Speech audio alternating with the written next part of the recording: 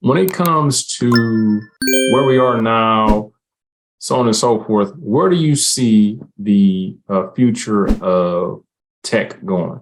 Whether it be at the job place, whether it be in your personal life, what's some of the trends that you're seeing now that you think will maybe expand in the future, or what's some things on the horizon that you think may be happening in tech? And is there any industries, any jobs, anything like that that people should probably watch out for that may be going away, or they may change drastically in the near future?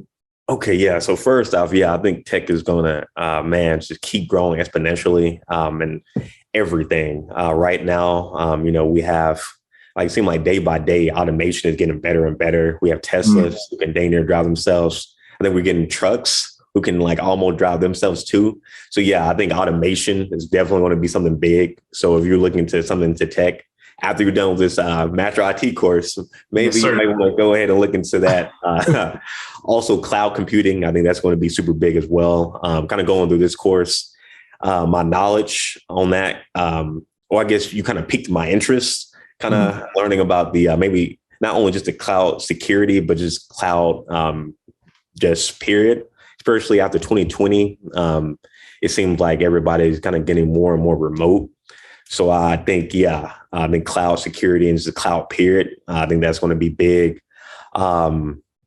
Automation, cloud, cybersecurity, I think that's going to grow huge as well. Again, looking at some of these videos from people who are in the military, kind of talking about how our infrastructure, I guess our cyber infrastructure is so behind compared to like China and other countries. I think they're going to be hiring a lot more cybersecurity people. So, hey, if you're thinking about that, I think that's going to be a great field that's going to continue growing.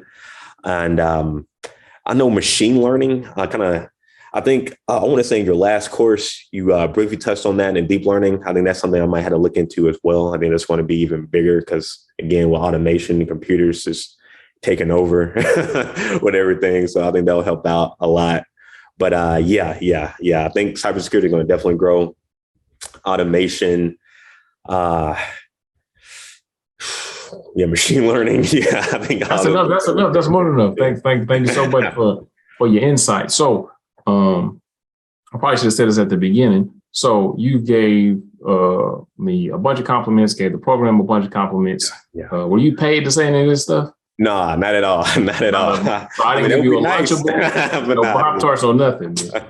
All right. So one thing that I wanted to once again congratulate you on trying to go, or not try, excuse me, go on the entrepreneurial route. Thank you. One thing that I want to or ask you is being an entrepreneur, being a business owner is super easy, right? All you got to do is, you work maybe 20 minutes a day. Money just coming into the bank. It's too easy. Stress free, right? All you got to do is post some pictures on Instagram. You got Lamborghini, you got jets, champagne. Having a business, being an entrepreneur is way easier than having a 9-to-5. True or false? False. All right. So how has your experience been? Because that's kind of the wave now. I'm a business owner, want to create generational wealth. And that's another thing, gang.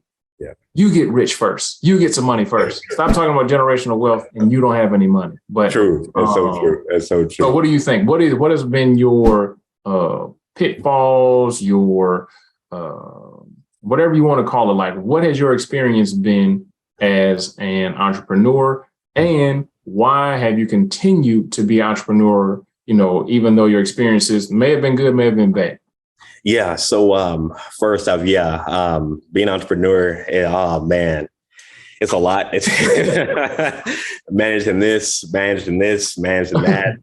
Oh, man, trying to post on different social media, trying to schedule different things. Oh, man, it takes a lot of time. Like, you will be working a lot more than your 40 hours a week. Man, I double that at least, especially starting out. Trying to network with people as well, to get contracts with different things. All that can take a lot. What was the second part to that? Like how did this apply to the course? So even though it's been for me, and I'll just say this for me, and I've been to Afghanistan.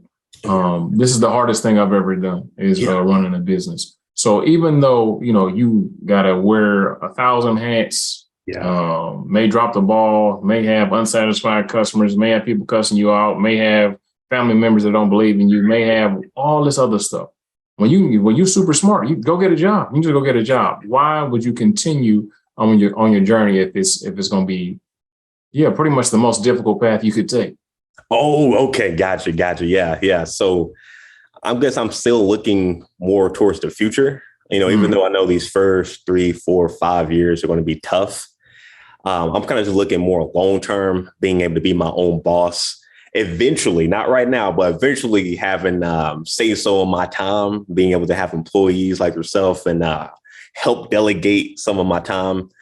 I think that's kind of helping me motivate even more in the journey, because like if I didn't have that mindset, like, okay, 5, 10 years from now, I have this knowledge and I'll be able to really be like a boss. I probably would have just went back to having a job, because that would have been a lot easier, a lot safer.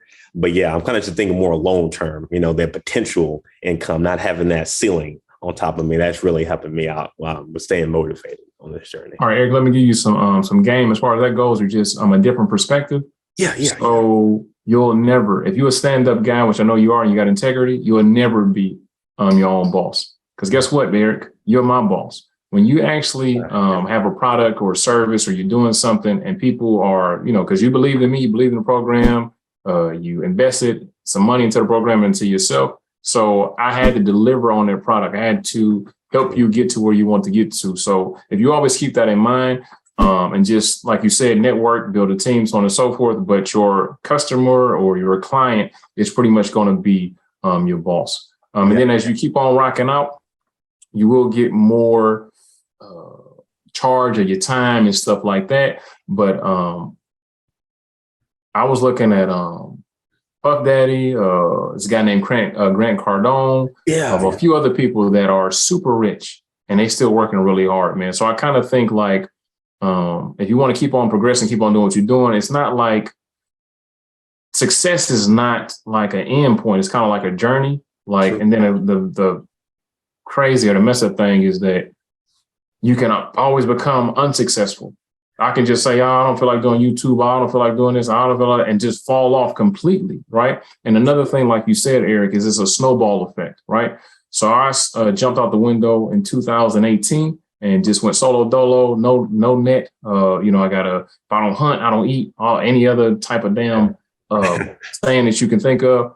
And it's a snowball effect. I'm still, I'm still getting students. I'm still getting recognition from stuff that I did years ago. And if you continue to show up every day, if you continue to keep on doing what you're doing, it's going to work. And as you know, as a business owner, it's going to be some days where nothing's going to happen, or it feels like nothing's going to happen. You literally work all damn day, and then you sit down and you look like, did I do anything today? But if you keep on doing it, I promise you, it's going to click. It's going to become easier and easier and easier and easier. And just some news you can use.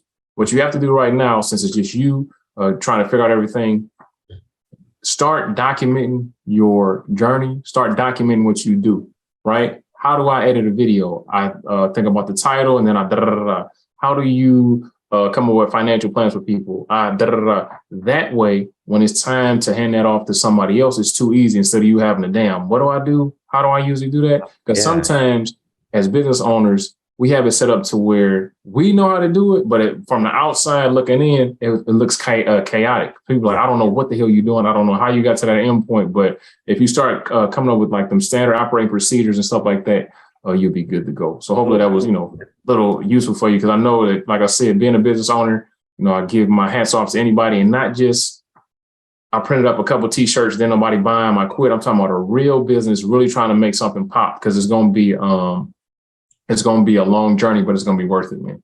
Yeah. Thanks for that. Yeah. Matter of fact, I'm going to get a notepad after this. All right. Ran down. So.